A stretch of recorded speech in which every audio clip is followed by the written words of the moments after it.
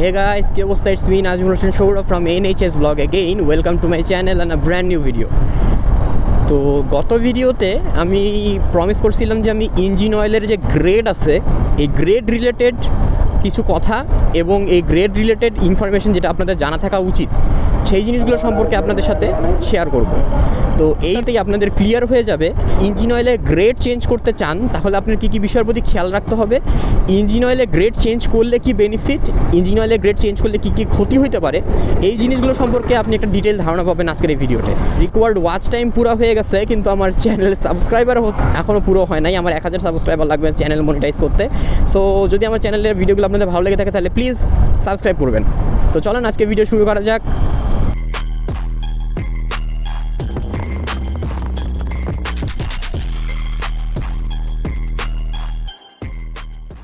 যতটা পারি সিম্পলি আপনাদেরকে বোঝানোর চেষ্টা করব।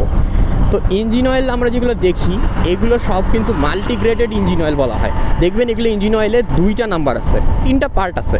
সিম্পল কথা বলে 3টা পার্ট আছে। প্রথম পার্টে থাকে একটা নাম্বার, তারপরে বার থাকবে ডাব্লু, ডাব্লু এর পরে আরেকটা সংখ্যা। তো এখন কোনটা দিয়ে আসলে কী বোঝায় এইটা আগে আমরা শুরু করি। আমরা একটা রেফারেন্স হিসেবে আমরা আমাদের এক্সব্লেডের একটা ইঞ্জিন অয়েলের গ্রেডকেই ধরি। আমাদের এক্সব্লেডে কোন গ্রেডের ইঞ্জিন অয়েল ইউজ হয়? 10W30। গুড। ওই 10W30কে যদি এখন আমরা বিশ্লেষণ করি, আগে আমি বলি ডাব্লুটার মানে কি। ডাব্লু মানে হচ্ছে উইন্টার বা কোল্ড কন্ডিশন, আর ডাব্লুর আগে যেটা আছে সেটা হচ্ছে ডাব্লু এর সাথে রিলেটেড। তার মানে 10W মানে কি? 10W মানে শীতকালে ইঞ্জিন অয়েলের ভিসকসিটি, আর পরে যে ডাব্লুর পরে যেটা আছে সেটা হচ্ছে অপটিমাম টেম্পারেচারে ইঞ্জিন অয়েলের ভিসকসিটি। তাহলে আগে আমরা বলি যে ভিসকসিটি কী জিনিস। আমি যদি সহজ বাংলায় বলি তাহলে ভিসকসিটি মানে হচ্ছে কোনো তরল কতটা থিক বা থিন, মানে কতটা গাঢ় নাকি হালকা। এখন আমি যদি এই জিনিসটাকে উদাহরণ দিয়ে বুঝাই, মনে করেন আপনাকে যদি আমি জিজ্ঞেস করি যে বলেন তো পানি এবং তেলের মধ্যে কোনটার ভিসকসিটি বেশি, আপনি হয়তো একটু কনফিউজড হয়ে যাবেন। কিন্তু যদি আমি সেম প্রশ্নটা এইভাবে বলি যে বলেন তো পানি আর তেলের মধ্যে কোনটা বেশি থিক বা কোনটা বেশি মোটা, কোনটা বেশি গাঢ়, তাহলে কিন্তু আপনি ইজিলি বলতে পারবেন যে হ্যাঁ তেল বেশি গাঢ়। তো এইটাই হচ্ছে ভিসকসিটি। মাথায় ধরে রাখেন যে তরল যত বেশি ভিসকাস বা যে তরলের ভিসকসিটি যত বেশি সেই তরল তত বেশি গাঢ়, আর যে তরলের ভিসকসিটি যত কম সেই তরল তত বেশি হালকা। আচ্ছা, এখন আমরা আমাদের আগের জায়গাতে ফেরত যাই। আমরা যেটা নিয়ে কথা বলতেছিলাম যে 10W30 এর এই যে সংখ্যাগুলো যে আছে না, 10, 5, 20, 30, 50, এগুলো সব এক একটা স্কেল। এটা একটা স্কেল। 5, 10, 30, 40 এগুলো সব এক একটা স্কেল। প্রথমে আমরা সামনের অংশ নিয়ে কথা বলি। ডাব্লুর আগের যেটা আছে এটা বোঝায় যে গাড়ি যখন আপনার ইঞ্জিন অয়েলটা যখন ঠান্ডা অবস্থায় থাকবে কোল্ড কন্ডিশনে, তখন এইটার ভিসকসিটি কত বেশি হবে। মনে হচ্ছে একদম সকালবেলা দেখবেন আপনার ইঞ্জিন অয়েল কিন্তু পুরোটা নিচে এসে জমা হয়ে থাকে। এইটা সার্কুলেশনে কিন্তু উপর পর্যন্ত যায় না, উপর পর্যন্ত যেতে টাইম লাগে।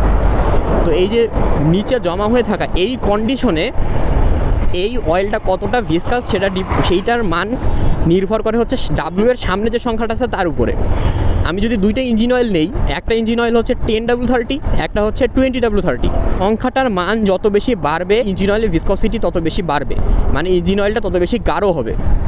10W আর 20W এই 2টা ইঞ্জিন অয়েলের মধ্যে আপনাকে বলেন দেখি যে কোন ইঞ্জিন অয়েলটা শীতকালে বেশি ভিসকসিটি থাকবে? ইয়েস, 20W যেটা সেটার হচ্ছে ভিসকসিটি বেশি থাকবে। আমরা কথা বলবো পিছনে ডাব্লুর পিছনের অংশ নিয়ে। উইন্টারের হিসাব তো গেল, এর পরের যেটা আছে সেটা হচ্ছে গিয়া ইঞ্জিনের অপটিমাম টেম্পারেচারে ইঞ্জিন অয়েলের ভিসকসিটির লেভেল কত থাকবে। তার মানে কি? তার মানে হচ্ছে মনে করেন আপনি এই যে আমি এখন বাইক চালাচ্ছি, এতক্ষণ ধরে বাইক চালাচ্ছি, আমার ইঞ্জিনটা কিন্তু এখন অপটিমাম টেম্পারেচারে আছে। ইঞ্জিনটা ওভারহিট হচ্ছে না, আবার একেবারে কিন্তু ঠান্ডাও না, মোটামুটি ওয়ার্ম, গরম। এবং এইটাই হচ্ছে আমার ইঞ্জিনের অপটিমাম টেম্পারেচার। তো এই টেম্পারেচারে আমার ইঞ্জিন অয়েলটা কেমন পারফর্ম করবে, কতটা ভিসকসিটি মেনটেন করবে। আর ভিসকসিটির পরে আপনাদের আরেকটা যে জিনিসটা জানতে হবে সেটা হচ্ছে যে অয়েলের ভিসকসিটি যত বেশি সেই অয়েল তত ধীরে ধীরে ফ্লো হয়। মানে যে সিম্পল বাংলাতে যে জিনিসটা যত বেশি তরল সেই জিনিসটা কিন্তু তত তাড়াতাড়ি ফ্লো হবে। ঠিক আছে, যেমন পানি তাড়াতাড়ি ফ্লো হয়ে যেতে পারে তেলের চেয়ে।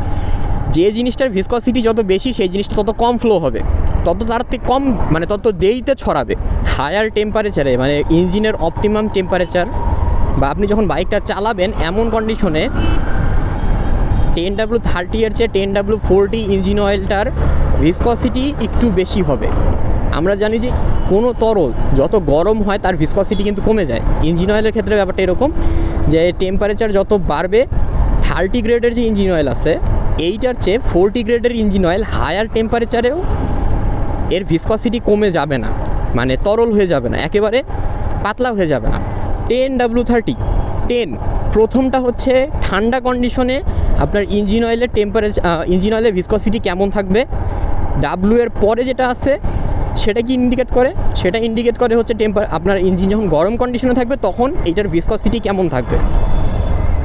এখন 10W30 এর চেয়ে 10W40 কোন দিক দিয়ে আলাদা? দুইটা ইঞ্জিন অয়েলের মধ্যে পার্থক্য হচ্ছে 10W40 হায়ার টেম্পারেচারে যায়ও এটা বেশি পাতলা হয়ে যাবে না, 10W30 এর চেয়ে কম পাতলা হবে। এবং আমি যদি এখন বলি 5W30 আর 10W30 এর মধ্যে শীতকালে কোনটা বেশি ভালো, তাহলে অবশ্যই আমি বলবো 5W30 শীতকালে আপনাকে বেটার রেজাল্ট দিবে। কীভাবে? কারণ হচ্ছে শীতকালে যখন আপনার টেম্পারেচার কম থাকে 5W30 এর চেয়ে 10W30 একটু বেশি ভিসকসিটি একটু বেশি থাকবে, এবং যে জিনিস যত বেশি ভিসকাস হয় সেই জিনিসকে ফ্লো করতে কিন্তু তত বেশি কষ্ট হয়, যেটা আমরা কিছুক্ষণ আগে বললাম। তাহলে আপনার ইঞ্জিন অয়েলটা পুরো জায়গাতে সার্কুলেট হতে টাইম লাগবে বেশি, আপনার ওয়ার্ম আপ করতে টাইম লাগবে বেশি। তো এই আমরা তাহলে বুঝলাম যে ইঞ্জিন অয়েলের কোন নাম্বারটা কী নির্দেশ করে। এই গেল হচ্ছে বেসিক কথা। এখন আমরা যদি দেখি যে আমাদের কী কী ইঞ্জিন অয়েল আছে, আমাদের অনেক ধরনের ইঞ্জিন অয়েল আমরা পাবো। 5W30, 10W30, 0W30, তারপরে হচ্ছে 15W40, তারপরে হচ্ছে 20W50, 10W40, মেলা ধরনের ইঞ্জিন অয়েল আছে।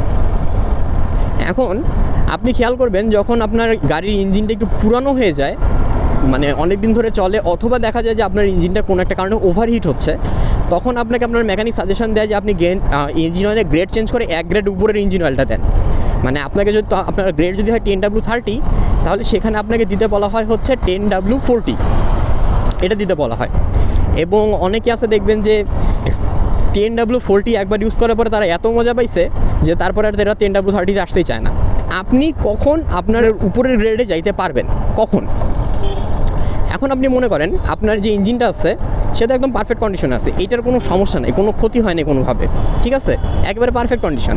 তো এই কন্ডিশনে দেখতেছেন আপনার ইঞ্জিনটা ওভারহিট হচ্ছে, মানে আপনার ইঞ্জিন কিন্তু একদম পারফেক্ট আছে। এখন আমাকে বলেন যে ইঞ্জিন ওভারহিট হয় কেন?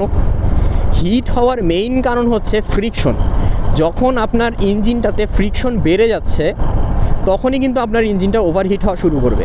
আর ইঞ্জিনে ফ্রিকশন কখন বাড়ে? যখন ইঞ্জিন অয়েলটা ঠিকমতো লুব্রিকেট করতে পারে না ইঞ্জিনের পার্টসগুলোকে। আপনি ইঞ্জিন অয়েলটা আপনি ইউজ করতেছেন কিন্তু সেই ইঞ্জিন অয়েলটা ঠিকমতো আপনার পার্টসগুলোকে লুব্রিকেট করতে পারতেছে না, কারণ ইঞ্জিনটা আপনার যখন গরম হয়ে গেছে আপনার ইঞ্জিন অয়েলটা পাতলা হয়ে গেছে। পাতলা ইঞ্জিন অয়েলের চেয়ে মোটা ইঞ্জিন অয়েল কিন্তু লুব্রিকেট বেশি করতে পারে। এখন আপনার পাতলা ইঞ্জিন অয়েলটা তো ঠিকমতো আপনার ইঞ্জিনকে লুব্রিকেট করতে পারতেছে না, সেই জন্য দেখা যাচ্ছে যে আপনার ইঞ্জিনটা ওভারহিট হওয়া শুরু করছে। তো এই কন্ডিশনে আপনি কাজ করতে পারেন, সেটা হচ্ছে আপনার যে নর্মাল গ্রেডটা আছে সেই গ্রেডের এক ধাপ উপরেরটাতে যেতে পারেন। যেরকম হচ্ছে আপনার 10W30 আছে, আপনি সেক্ষেত্রে 10W40 ইউজ করতে পারেন। তাহলেও হায়ার টেম্পারেচারে গেলেও মানে ওভারহিট হওয়ার পরও আপনার ইঞ্জিন অয়েলটা যতটুক পাতলা হয়ে যাওয়ার কথা ততটুকু পাতলা হবে না, এবং আপনার পুরো জিনিসটাতে যে লুব্রিকেশনটা থাকার কথা সেই লুব্রিকেশনটা 10W30 এর চেয়ে বেটার হবে। এই জন্য হচ্ছে আমরা 10W30 জায়গাতে অনেক সময় 10W40 ইউজ করি যখন হচ্ছে আপনার ইঞ্জিনটা ওভারহিট হয়। তো এখন আপনি আমাকে জিজ্ঞেস করতে পারেন যে আমার ইঞ্জিন তো ওভারহিট হচ্ছে আমার মনে হয়, তাহলে আমাকে আমার ইঞ্জিন অয়েল কি এখনই চেঞ্জ করা উচিত? না, এখানে আপনাকে কিছু জিনিস খেয়াল রাখতে হবে। সেটা হচ্ছে আপনার গাড়ির ইঞ্জিন যদি টোটালি নিউ হয়, যেমন হচ্ছে প্রথম 1500 আন্ডারে আপনার ইঞ্জিন হিট হওয়া খুবই স্বাভাবিক, কারণ এই সময়ে জিনিসপাতিগুলো সম্পূর্ণ নতুন থাকে, ফ্রিকশন একটু নর্মালের চেয়ে বেশি থাকে। সো এই সময়ে নর্মাল ওভারহিট হওয়া জায়েজ, সমস্যা নেই। এবং এই ওভারহিটেও আপনি আগের যে গ্রেডটা আছে সেই গ্রেডের ইঞ্জিন অয়েলটাই ইউজ করেন, 10W30টাই ইউজ করেন, 10W40 ইউজ করেন না। কিন্তু যদি আপনার কন্ডিশন এমন হয় যে আপনার ইঞ্জিনটা 12,000-13,000 কিলোমিটার চলে গেছে, আপনার ইঞ্জিনের বাকি পার্টসগুলো সব ঠিকঠাক আছে, কিন্তু স্টিল আপনার বাইকটা ওভারহিট হচ্ছে, আপনার ইঞ্জিনটা ওভারহিট হচ্ছে এবং আপনি শিওর যে ওভারহিট হচ্ছে, সেই ক্ষেত্রে আপনি বাইকের ইঞ্জিন অয়েলের যে গ্রেডটা আছে সেটা একটু চেঞ্জ করে দেখতে পারেন। তবে সেই ক্ষেত্রে আপনাকে ফার্স্টে কী করতে হবে জানেন, প্রথমে আপনার ইঞ্জিন অয়েলের গ্রেড চেঞ্জ করা যাবে না, প্রথমে আপনাকে চেঞ্জ করতে হবে ইঞ্জিন অয়েলের প্রকারটা। মানে আপনি মিনারেল ইউজ করতেছেন, তাহলে সেই ক্ষেত্রে আপনি একটু সেমি সিনথেটিক দিয়ে দেখতে পারেন যে আপনার কোনো লাভ হচ্ছে কি না। সেমি সিনথেটিকে যদি কাজ না হয় মিনারেল দিয়ে, মানে সেমি সিনথেটিকের পরে হচ্ছে ফুল সিনথেটিক দিয়ে দেখেন যে কোনো লাভ হচ্ছে কি না। ফুল সিনথেটিকে যাওয়ার পরও যদি আপনার হিটিং ইস্যু ঠিক না হয়, তাহলে আপনি দুইটা কাজ করতে পারেন, হয় আপনি আরও বেটার দামের সেম গ্রেডের ইঞ্জিন অয়েল ইউজ করতে পারেন ফুল সিনথেটিক, অথবা আপনি গ্রেড চেঞ্জ করতে পারেন। তবে ইঞ্জিন অয়েল গ্রেড চেঞ্জ করা এটা কিন্তু খুবই রিস্কি একটা কাজ। তো এই জিনিসটা টোটালি আপনাকে নিজের রিস্কে করতে হবে। আপনার ইঞ্জিনে কোনো প্রবলেম নাই, একদম নিউ ইঞ্জিন, আপনি দুরুম ইঞ্জিনে গ্রেড চেঞ্জ করে দিলেন, তাহলে কিন্তু আপনার ইঞ্জিনের যে পার্টসগুলো আছে সেগুলোতে কিন্তু ক্ষয়ক্ষতি হবে। আমি আমার আগের ভিডিওতে কি বলছিলাম, ইঞ্জিন অয়েলের প্রকারভেদের উপরে আপনার ক্ষয়ক্ষতি নির্ভর করে না। ডাজন্ট ম্যাটার আপনি মিনারেল ইউজ করতেছেন নাকি ফুল সিনথেটিক ইউজ করতেছেন নাকি half synthetic semi synthetic use করতেছেন, অথবা এইটাতে কোনো কিছু যায় আসে না। যায় আসে আপনি কোন গ্রেডের ইঞ্জিন অয়েলটা ইউজ করতেছেন। যতক্ষণ আপনার গ্রেড ঠিক থাকবে ততক্ষণ আপনার ইঞ্জিন কন্ডিশন ঠিক থাকবে। এই যে আমি কন্ডিশনগুলো বললাম সেইগুলো খেয়াল রাখার পরে আপনি যদি ইঞ্জিন অয়েল চেঞ্জ করতে চান, সেই ক্ষেত্রে সেই কন্ডিশনে আপনি ইঞ্জিন অয়েলের গ্রেড চেঞ্জ করতে পারেন। তবে ইঞ্জিন অয়েলের গ্রেড চেঞ্জ করলে কিন্তু কয়েকটা মেজর সমস্যা আছে, যার মধ্যে একটা আমি কিছুক্ষণ আগেই বললাম যে আপনার ইঞ্জিনের পার্টসের ক্ষতি হতে পারে, এটা সবচেয়ে মেজর সমস্যা। সেকেন্ড সমস্যা হচ্ছে আপনি যদি ইঞ্জিন অয়েলের গ্রেড বাড়ান, তার মানে হচ্ছে আপনার ইঞ্জিন অয়েলের ভিসকসিটি বেড়ে যাচ্ছে।